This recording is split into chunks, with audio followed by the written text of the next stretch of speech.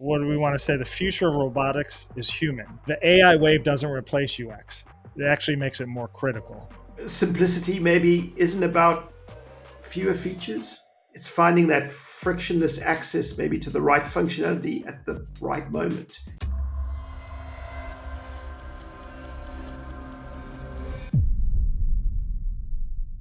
All right, everybody, welcome back to another episode of Make an Impact Podcast. Podcast. We can do both.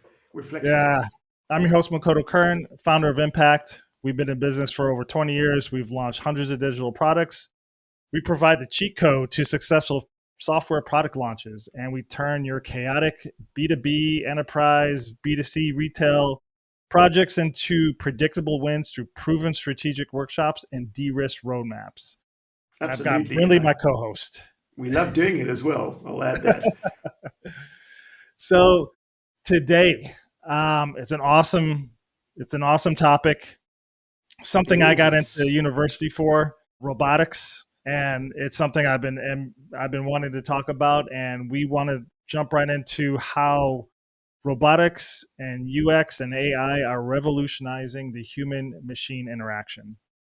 And there's a lot in this one, so I think stay tuned to the end. We're touching on everything. So yeah, I think just a bit of background on this topic, or I think Makoto, we've talked about AI and the sort of AI explosion, but not really robotics. And it kind of seems like the most obvious evolution of AI as it sort of expands into forms outside of our computers, or at least our visual interfaces. There's so much viral footage going around of whether it's the Boston Dynamics Atlas robot, or recently that cool like Jake the Rizbot walking around Texas with his cowboy hat, which I think was from Unitree Robotics. Mm-hmm. But it's also, I guess, from the years of different projects, this is one, robotics is close to our hearts, as we kind of know firsthand how UX is such a critical component of sort of successful robotics ventures. And I know a few years ago, we worked with one of the largest robotics companies in the world, which was Yasukawa. And there, I know you're going to give all the details. I'll just give a little intro. They're obviously renowned for their high-performance industrial robot line.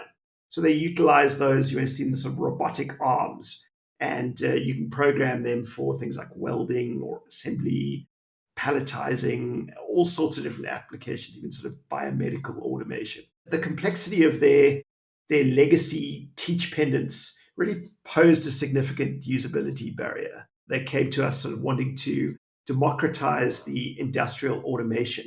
But up until that point, it had been really reserved for these, more expert operators, which is great. With a company like Yasukawa, they clearly understood the value of UX and that they needed to make the product more accessible and obviously get their robots in the hands of anyone.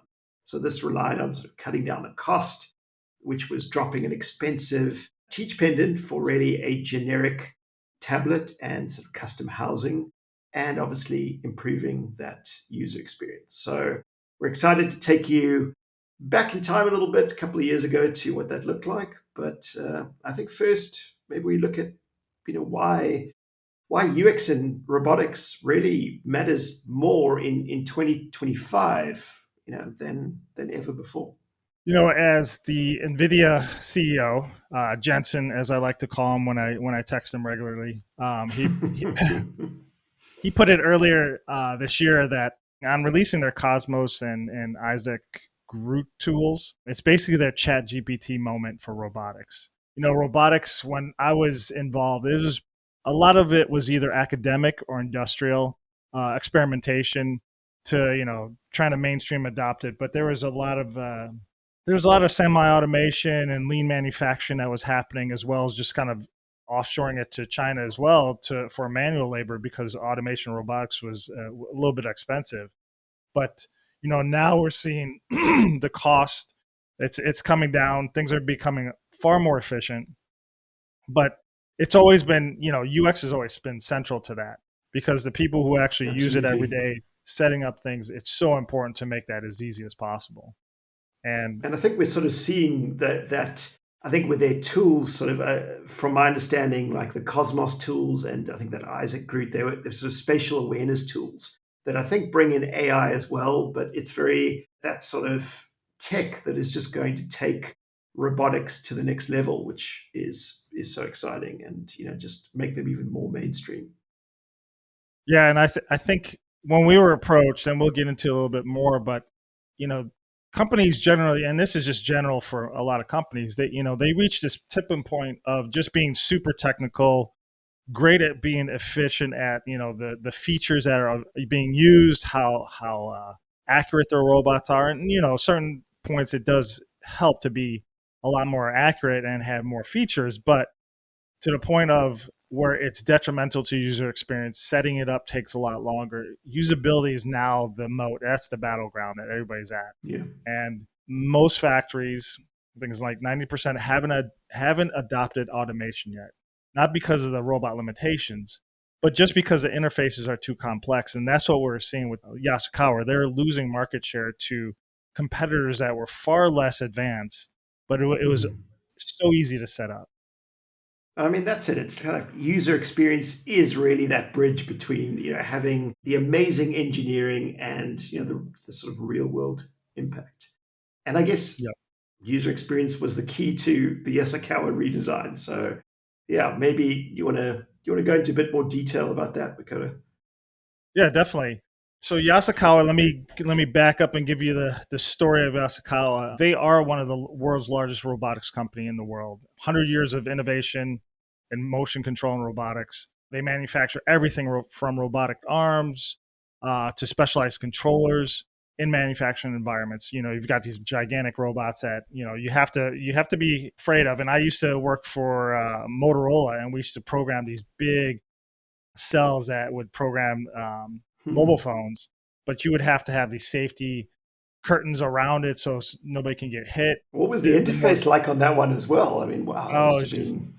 yeah, you would have to learn the different languages. I can't recall the language, but we used to program those. Um, Hmm. but yeah, as the logic was interesting. It was not a good visual interface type of one that Yeah, I can probably are imagine. are needed today, and what I've seen, especially now with the collaborative robots. Those are the robots that actually were being used more because this is a robot that can work alongside a human. If it comes even close to touching somebody, immediately stops. The safety Mm. features there. You don't have to have these big safety curtains and worry about getting injured from them. So that is kind of where, and you see them more in modern videos and things like that where they're being used. That's something where this kind of case has become kind of our blueprint for how we approach industrial UX challenges, whether in manufacturing, engineering, or anything where kind of that powerful technology meets that complex workflow. And this is where their teach pendant that controls and basically programs our robot. I call it the BlackBerry of teach pendants. I mean, it looks like this massive thing with tons of buttons and this little tiny LCD screen that you would have to maneuver to program these highly complex robots in this manufacturing environment. And so they want to convert that all into a full screen touchscreen, kind of like using it on an iPad. And so that was the challenge. And I know that they actually hired in a different UX firm prior to us, didn't get what they want. And the fact when they approached me and our company, it was a serendipitous kind of moment where it's been several years, probably over a decade since I worked actually in the robotics field. And then just to hear that, I was super excited to work with them. And it was such a great thing where I'm like, I'm gonna I'm gonna do this project right. So yeah, that's kind of how it got started. Yeah, I mean, it was a really great project, and I think just looking at the initial pendant, it was powerful, but wow, intimidating. As you said, like the BlackBerry, all these physical buttons, dense menus, steep learning curve. So, the fact that we were brought in and we could get to sort of reimagine this interface with a UX first mindset was great. The goals were really clear. I mean, we had to reimagine a purely touch-based interface. We had to sort of do things like cut down the setup times through just simplifying the interface as well, and then reduce that overall learning curve and the user friction wherever possible. And I mean, I think we've discussed it before. This really was sort of a UX dream project as we got to sort of flex our HMI design skills.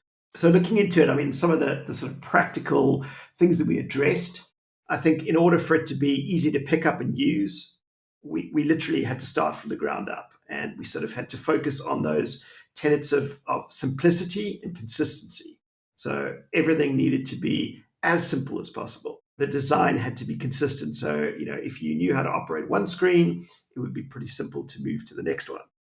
And I think we got to leverage some of those sort of age old or the OG UX principles, things like Fitts Law, just to sort of improve the speed and accuracy of interactions. Because there was a big sort of push for cost reduction as well to make it more affordable in the certain sort of specific models of these robotic arms, was just a default tablet with a custom housing. So we needed to look at how do people hold that housing? What are the target areas for, what fingers are they going to use? Because you have to throw out the window, it's not a mobile device where, right, your thumb's going to be using it, or typical tablet. It had different grips on it. It had one or two manual buttons as well. I think a safety button, that sort of thing in the sort of custom housing on the tablet. But things like that were really interesting, just approaching where we're positioning things on the screen to allow for ease of use and prevent strain from, repetitive tasks, that sort of thing. Yeah, I think another point, just before you jump into something else, I think the progressive disclosure, because the Yeah, thing is, most engineers want to show, they want to show things, whether it's menus, buttons, features, whatever, all at once, is to show off, hey, it can do all this stuff. But that's a big problem. And it's always a thing where we're trying to pull back things, because you don't need to see everything at once. You need to see it in a contextual state. So absolutely. And that's a that's always great point. I mhm. think that was the sort of evaluating the cognitive load as well, because they wanted to put this in the hands of, non-tech users to make a much broader market. And for a lot of those users, they're not going to use the most advanced functionality. They may want to install one of these robots and get it to do a simple task, like, just welding a certain joint or moving one thing from one production line to another. So as you're saying, that progressive disclosure was a really, vital part, I think, to, just make sure that you're only showing things when they really are interested in that function, not just overloading the interface and make it really difficult for someone to understand where to go next. I think the other sort of key one was that visual hierarchy, just was vital for making it easy to understand. So, having optimized color contrast and layout for, what could be diverse factory lighting conditions, which are another thing. Like, you could be using this in a number of different settings. So how is the tablet working with that? How are the colors responding? You don't want, incredibly bright factory lights reflecting your overly light interface and you can't really see it clearly. So all things like that, I think were important considerations in designing it. And also just ensuring that there was that clean sort of visual hierarchy. Other things, there was so much technical jargon, I think, as well, that, was great for a technical user, but it would leave someone very confused who didn't really have that technical background. So simplifying those sort of jargon heavy labels, making it more action, sort of simple action based prompts and icons. And I guess, as with all good UX, we also designed heavily around things like your feedback and system status. So, like, always allowing the user to sort of know the status of the robot. That's front and center. And then, of course, that sort of error prevention and recovery, sort of allowing those non-tech or expert users to recover easily and continue with their setup, so they're not stuck with one particular problem. And probably the last one was, safety was obviously a high priority. I think even though, they were sort of the sort of soft touch, so if they bumped into you, they would, they would stop. It was still just making sure that that's front and center. And I think that's also where, there was the custom housing with that sort of emergency stop button. Yeah, and I think I want to also just kind of tell a little bit about the kind of the process, especially when it comes to UX. Kind of, what I have to give Yasukawa credit for, the director that brought us in. He understood that, hey, we've tried approaching it, making it like the UX look prettier, but that's not what you need. You need a very deep dive into how users actually interface with it. And also credit to their competitors, not just make the interface of of their software better, but it's the entire journey. The competitor knew that from the moment that it leaves their factory to the moment it gets to from the packaging, just like how Apple does now. When a box arrives, it's very easy to take out. Mm. Even the director knew that Yasukawa is just to take out of the box. It wasn't user friendly. For theirs, it was super friendly just to take it out of the box. Everything was like documentation. Everything was just how Apple does it. Mm. And I think a lot of companies are copying that same method because that experience from beginning to unboxing to actually using it and everything else in between is so important.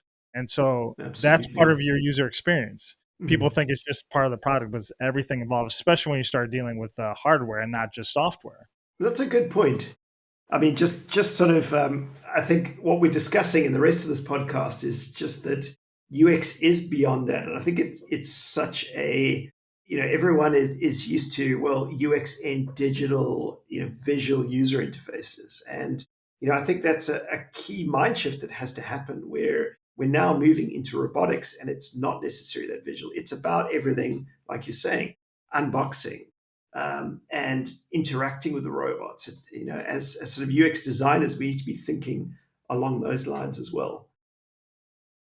Yeah, and I think in to get into some of our process that's involved, it's where we actually, you know, we actually went into or I went into the whole facility and I worked directly with engineers.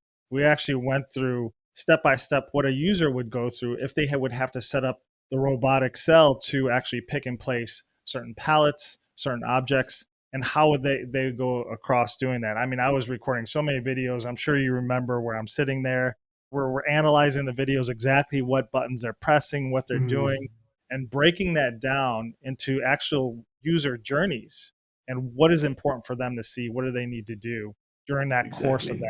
that of the day if they're actually setting up these things for a facility. Most companies, they want to just jump right into the wireframes. Hey, just make this part of the interface look better using new components or some type of modern looking design Mm, system, and that's it. And that's not where you start. And this was an earlier client of ours where we've got now a more strategic approach where if you're really starting from scratch or you're really trying to redesign something that is a very legacy, we actually talk with leadership, get alignment with business, make them understand what empathy is and understand the user's journey, and then create your roadmap of features, what's risky, what's not. But with this, we did that more of a design sprint type of thing where you're really hyper understanding of what the users are doing, what that user journey is. And then from there, that's kind of where we got into how can we make things more optimal for them on the screen. And then again, we're adjusting, going from a button type of approach, physical buttons, to all touchscreen. And so that is something that I think we could get into as far as like, when people are used to doing something, especially with like enterprise software, um, there's a workflow that they're used to. And if you disrupt that, they're not going to like it. So anything that you think that you're going to put in front of a user that's used to doing something for years the same way, and you disrupt that, their immediate reaction, there's a change curve of emotion, and they will go through that change curve. And how intuitive you make that is how quickly they go through that change curve of emotions. It's really imperative for us to teach um, the client to say, hey, look, this is probably what's going to happen. So in order to speed up learning curves, because that was another thing when you do this type of redesign, when you slow down the learning curve, that's problematic. But there are steps in which you can actually speed up, whether it's onboarding the user, getting access to documentation much easier, FAQs, things like that, so they feel more comfortable. We knew that it was weeks or even a month or two for them to actually train on these systems because they have to learn where everything is at. But if you make it more intuitive, that learning curve is actually diminished. So that is something that we were absolutely. really cognizant of as we were designing the new interface. And I guess takeaways is what kind of simplicity maybe isn't about fewer features. It's finding that frictionless access maybe to the right functionality at the right moment. And that's maybe something that we we can take away from that project, and also apply to future projects, and anyone can apply to their projects as we sort of move into robotics. And I guess now looking at UX as really a strategic differentiator in the robotics industry. Yeah, so I think that's a good point to come across. And companies like Universal Robotics. I mean, that was actually one of the big competitors. They replaced the code based programming with actual easy graphical user interfaces, and they created an entirely new market with these collaborative robots, basically a 6 month ROI. And UX focused firms in general just achieve a 20 to 80% improvements in performance metrics versus technically superior competitors. I mean, the savings now, they're massive, and it just shows like the right UX can make such a difference. I mean, we look at some real world examples with there's ABB's App Studio, which they've kind of got to design this cloud based, almost like a drag and drop interface for programming their ABB industrial robots. But they realized just through UX improvements, an 80% reduction in setup time. I mean, that's huge. And that was through things like visual programming. So, users are able to configure their robots by dragging almost these predefined blocks and elements instead of writing any code. And just also having sort of cloud access to these workflows that can be just built, shared, and edited remotely. I mean, that is amazing saving. And then you've got things like the KUKA's AI powered programming.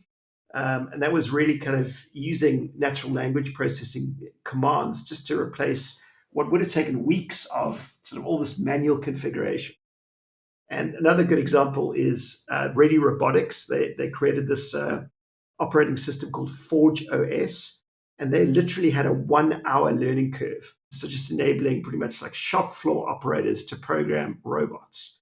And it was really done with a no code, almost similar, I guess, to the ABB, but a kind of no code task canvas interface. And the amazing thing about that is there's sort of one interface. Through standardization, they made it work across Yasukawa, ABB, it's FANUC, and lots of others, just solving this whole sort of fragmented ecosystem problem. Pretty Yeah, that's impressive pretty what's being done amazing. with good UX. Training and integration, not hardware, are basically the biggest barriers to adoption. Yeah, And agreed. anybody that has good UX implemented, we know that just slashes these costs. And just, I think, not to get too political, but with a lot of the you know tariffs and things that are happening in the United States, I think the goal is to move a lot of manufacturing back into here.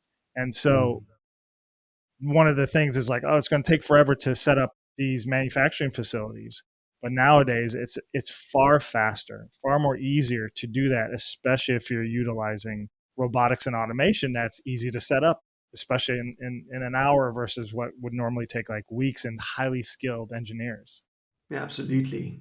Yeah, it is. It's exciting. I mean, it's Yep. just And changing the speed of operations incredibly.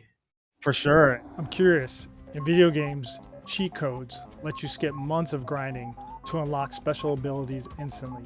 Have you ever wished for something similar for your software challenges? What if there's a way to instantly access 20 plus years of specialized expertise instead of developing it all internally? What if you could solve in weeks what might otherwise take months or years? Would you agree that most organizations face a steep learning curve when implementing new software solutions? At my company Impact, we serve as that cheat code for companies looking to transform complex software into intuitive experiences that users love and that drive real business results. Would it be valuable to explore? And how might this work for your specific situation? Visit impact.io for a free strategy session focused on your unique challenges. So I guess let's get into the UX AI convergence. So is there That's the sweet spot right there. yep. So yeah, I mean, with the rise of AI, we can now imagine a completely new field of UX because of AI. Exactly. I mean, that's I think what we were alluding to earlier. It's we're so stuck on the sort of visual UIs, and all the things, all the points we were discussing for Yasukawa, that was so visually based. And this is pretty much becoming outdated. The new UX frontier is really going to be one that relies on your user interface being things like voice or natural language. Forget about the inputs and buttons that we sort of see on traditional UI layouts. These sort of natural language interfaces are going to let all the non-technical and non-expert users control robots and say simple things like, we'll tidy this up or weld that in this way. And that robot can then go and run a whole sort of complex task chain. I think any of the UX designers, listening to this, it's a complete mind shift. We're going to be designing now for things like timing, pacing, turn taking, rather than screens and buttons. We're going to be focusing on intent modeling and not just, well, this visual action triggers this. So, designing non-visual feedback loops is going to be what we're focusing on a lot, and how the user is going to feel confident that their commands actually worked. So, again, complete a change from this 2D space, these flat visuals, to 3D, because robots live in a 3D space, not on 2D screens. So we're going to be considering things like proximity, their gaze, their body position, the environmental context. Is the robot facing the user? Is it too loud to hear things accurately? All these different elements. So it's going to become a lot more complex, but potentially a lot more rewarding to design as well. And, even if we think today, we've sort of started designing for conversational UIs, but, it's really different when we look at robotics, because robots aren't just this, with conversational UIs, you've asking a question, getting a response. Whereas with robots, it needs to be a different approach where, like, at some point they're going to need to take a lead or they're going to pause. So there's a whole different level of interaction there. And it's taking it from these passive interfaces to how do we design for what is essentially a trust building agent. Our UX and how we design the robot has got to be there to build trust, to set boundaries, to ensure transparency of how it's working, thinking, all those sort of things. Processing, should I say, rather than thinking. So it's really from aesthetics to ethics, more emphasis on things like cultural norms. How is your personal space? Even that goes to sort of cultural norm as well. Where are you operating? What is a acceptable personal space? What is data sensitivity now? What should it be listening to? What shouldn't it be listening to? What should it be recording? What shouldn't it be? And also consent to do that. So it's a whole different paradigm, I think, of how we're going to design. Yeah, and I think one of the most important topics is, when you create a product, you're trying to reduce, or what you're trying to do is solve a user's pain point. You can have all the features in the world, but the biggest thing is solving a pain point. And the pain point in robotics is the setup time. You want to be set up and keep going, and just you want that manufacturer and how much you can output. If you can output more, great. So if it takes a long time to set up, that's cost and time and it's expense. So with AI, they've reduced time because of AI and deployment time. And there's this one company, it's out of Berkeley based, it's an AI startup. It's called Jacoby Robotics. They have basically cut down, I think it's a 95% reduction in setup time compared to Yeah, I traditional. heard about this. Yeah, it's pretty impressive. Wow. Yeah, and they have a Jacoby palletizer. So, robots that have these big palletizing cells, instead of taking weeks or months, now you can integration now completes within a matter of hours or a single day. And that's amazing progress. That is. Wow. Yeah, I think they're similar, like things like Microsoft and DeepMind's framework. I think they've used tools to almost turn plain English into executable robot code. So you've got, these frameworks demonstrating again that non-experts can write high-level robot programs using plain language, supported by these code generations tools and conversational feedback loops. So also just reducing the time and I guess the barriers to entry as well. It's not like, well, we need a robotics specialist. It's like, no, anyone now can, again, coming back to democratizing, industrial robotics and, just using, I want the robot to do this and all that complicated sort of task mapping, which we did with Yasukawa as well. That was really like plot, change plotting. We were doing all the sort of coordinate based sort of mapping is now, completed just by describing what you want. Yep.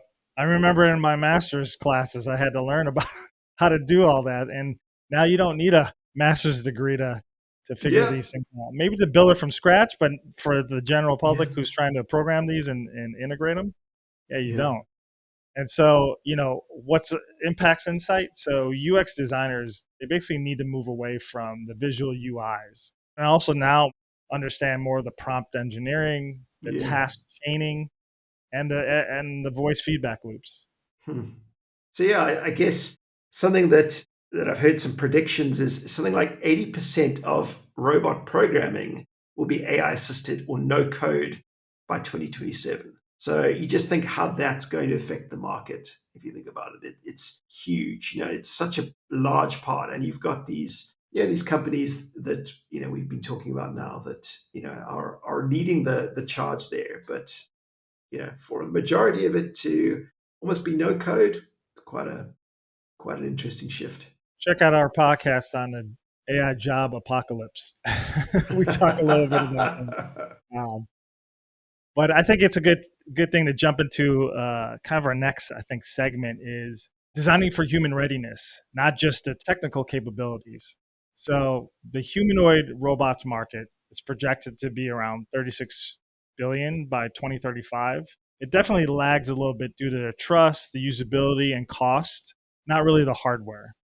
I think that's the interesting point, the fact that the hardware is so advanced, but it's let down by trust and usability and cost. So you look at some examples like, the Tesla Optimus. I mean, you'd expect it now to be, cooking you dinner and cleaning your house, but that stalled by, control and overheating issues. But then you look at a company like Neo and their One X, which I don't know if you've seen that, Makoto, but wow, it's actually a really, really interesting. Maybe we can show some visuals of it. Really interestingly designed robot. It's like a fabric body and all the marketing's quite zen, but that excels in home use. And it's almost using bio-inspired motion and Oh, I thought that was just somebody in a suit.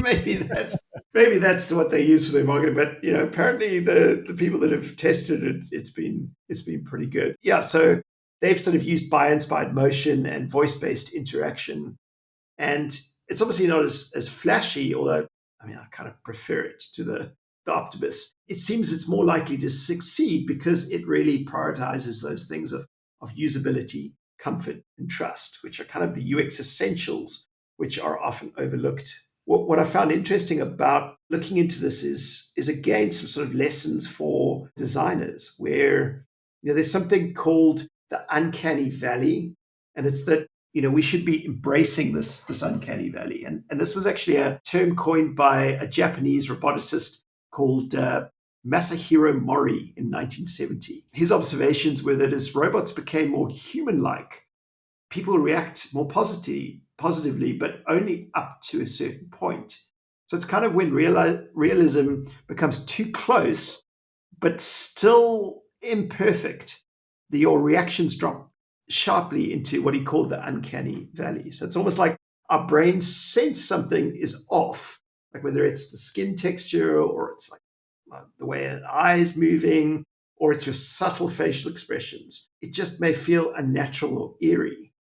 And this is another challenge that as designers we've got to solve for this through motion, voice, and behavior. And it's interesting, you see some of the companies, like I think back to was it Yamaha, or what was the company that did the little friendly robot that you saw a lot of maybe like 4 or 5 years ago? Toyota, maybe even. I don't know. It was kind of like a very sort of cartoony, but it was sort of talking in a robotic way. And it's interesting that you sort of avoid so much by taking it to be less humanoid. and there's almost more risk the closer you get to, Mm-hmm. to being sort of human or making it more human. So anyway, sort of solving, I thought an interesting point is kind of solving for that uncanny valley through your sort of motion, voice, and behavior design.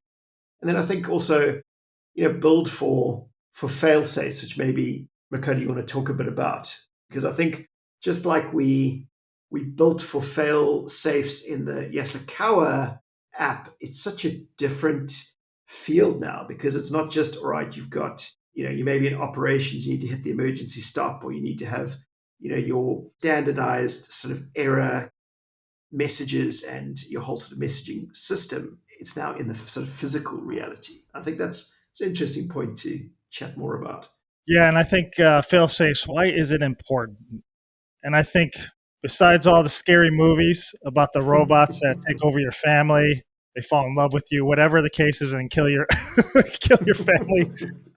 I think we want to make sure the robots, they can misinterpret commands.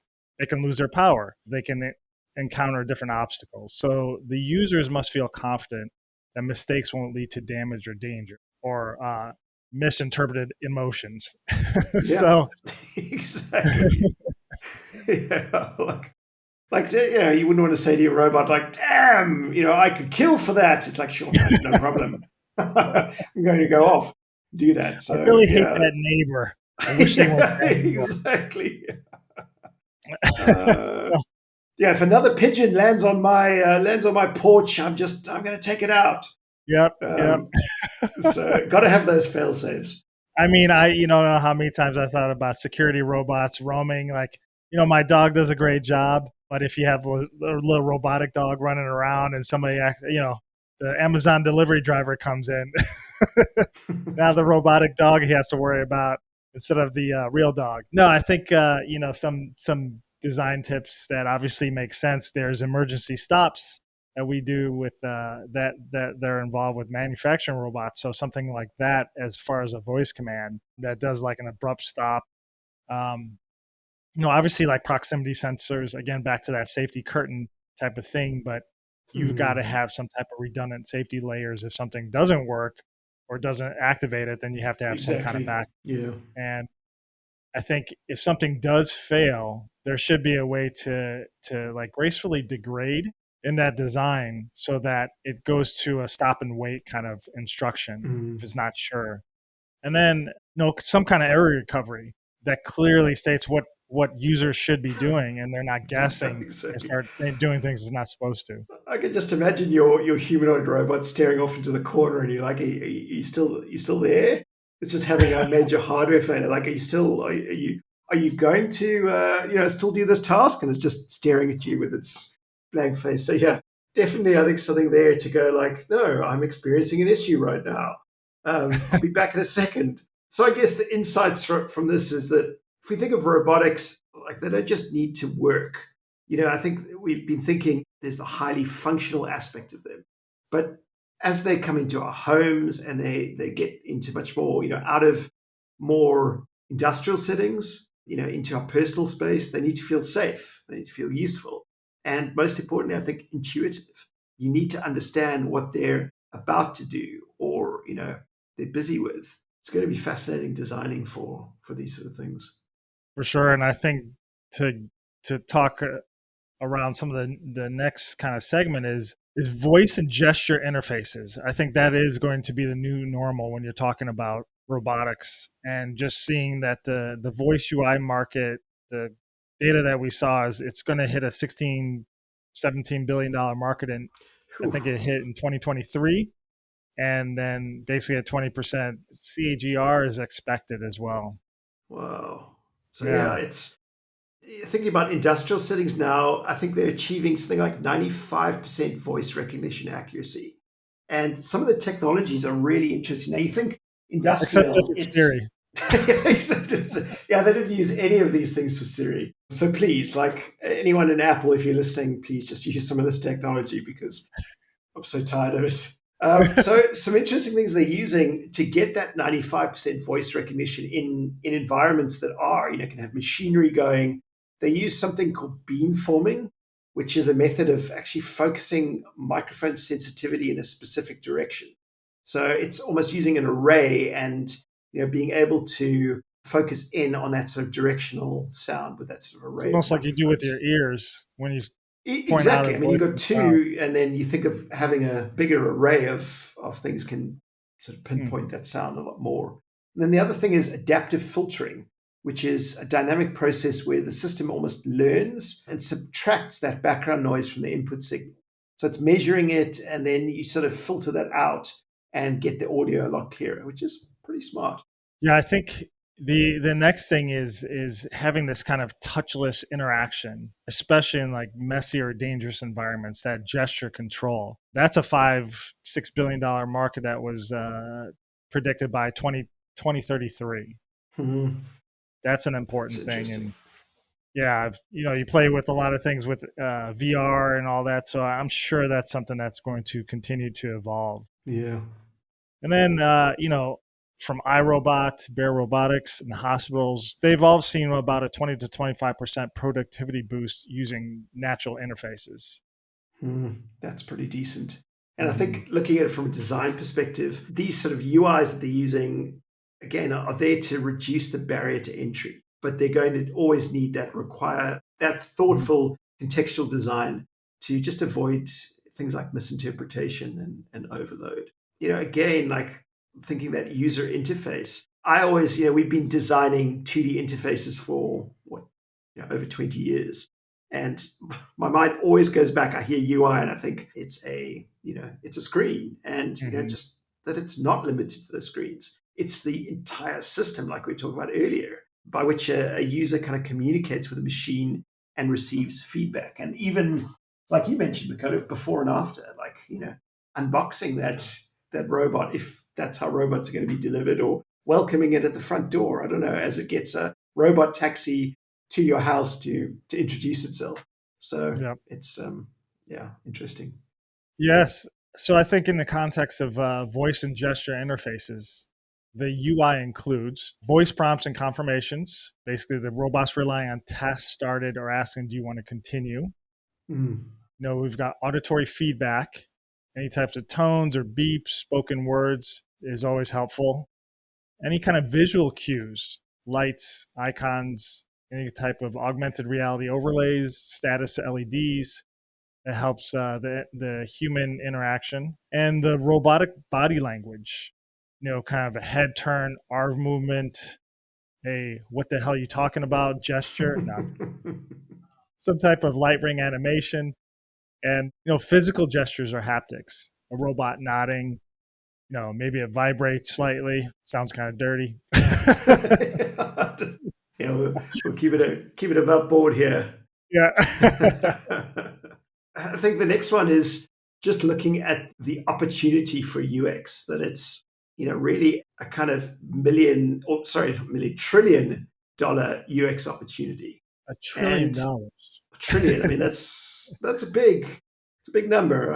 I think even quantifying that's difficult. But the interesting points are today only 12% of organizations deploy robots at any form of scale, and 61% cite that a lack of automation experience is really their primary barrier. And it's not cost, not technology, it's a lack of automation experience. So what does that mean when we can make that automation experience simpler, can reduce the time, can make it accessible to everyone? And I think the sort of small to medium enterprises, those sort of clients, face an even greater UX gap, because it's those companies where I think they can benefit the most from using robotics, but they have fewer technical staff, they've got higher return on investment expectations, and they're going to be reluctant to adopt what may be seen often as these sort of black box systems. So the companies that are left to fix this, well, they've got a piece of that $1 trillion pie, I think, and they're going to take that market share from these slower, more tech-heavy companies. For sure. And I think the takeaways for firms like us, I mean, it always boils down to whenever there's new technology or technology has advanced, you're going to always see this push for that feature, always a push to integrate that tech. And companies become technology centered versus user centered. And so our job is not to just allow that to happen, just go in and say, sure, we'll just design whatever you need, and that's it. We have to change the mindset and champion that user-centered approach with organizations, because you're just not, designing some screens. You're unlocking a lot of automation for pretty much most of the market, 90% of the market. Yeah, that's true. And the UI and the UX portion of it, that's project strategy piece, is now essential as the mechanical and electrical engineering that's involved with the robotics. And just that mind shift is always going to be that tug of war between organizations that really are tech heavy, but really don't think about, hey, no matter what that tech is, who's ever interfacing with that is your most important thing. What problems are you trying to solve? And are you doing that well and frictionless as possible? That's good points. This is a good place to kind of close. Yeah. What do we want to say? The future of robotics is human. Yeah. The AI wave doesn't replace UX. It actually makes it more critical. And, robotics now, they can basically learn by demonstration. You see that with Tesla, they're training their cars to self-drive based on the millions of hours of data that they're receiving every day on how others drive. And I think they're doing the same thing with the Optimus robot as well. And so it's just much faster to train, and there's a lot less programming of training. And then understanding the speech and gesture was a big part of that. And then optimizing their own paths using the generative AI. Yeah. And I think it's all good, but without great UX, none of this is going to reach the users. So, your next robot isn't really waiting for better code. What it's really waiting for is better design from you. Yeah. And I think in the age of AI, UX isn't an add-on. It's the on-ramp. So Absolutely. I think with that, it's been a pleasure talking about this with everybody in the audience. I think this is a wrap on an episode of Make an Impact. Yeah, it's been fascinating. We've been in business for 20 plus years, and we've been seeing and doing this for a lot of digital products. And if your company or your organization is facing similar challenges, feel free to reach out to us. We'd love to help you create your own transformational story. And until next time, take care. See you then. Bye. Have you ever played a video game and discovered a cheat code that instantly unlocks abilities that would have taken months to develop? I'm curious, what would it mean for your business if you could access a similar cheat code for your software challenges? What if you could bypass months of trial and error and immediately tap into proven expertise? I've noticed that many organizations spend years developing specialized software expertise internally, often through costly mistakes and setbacks. Would you agree that's a common challenge in your industry as well? At my company, Impact, we function as that cheat code for companies looking to transform complex software into intuitive experiences. Our clients gain immediate access to 20 plus years of specialized knowledge and an experience of launching hundreds of software digital products in many different industries without having to develop it all internally. You might be wondering, how does this actually translate to business results? Well, companies we work with typically see go-to-market times reduced by up to 50%, their overall NPS scores rocket up, and their product to development teams' efficiency significantly improved. Instead of struggling through costly mistakes, they accelerate directly to solutions that work. This is why organizations from startups to Fortune 500 partners with us for years. We consistently help them solve problems in weeks that might otherwise take months or years. If you're responsible for digital transformation or product development, wouldn't it make sense to at least explore whether this cheat code could work for your specific challenges? From boardroom ideas to code, this is what we do best. Visit our website at IIIMPACT.io. You can see the link below to schedule a free strategy session. It's just a conversation about your unique situation, not a sales pitch. And you'll walk away with valuable insights regardless of whether we end up working together. Thank you.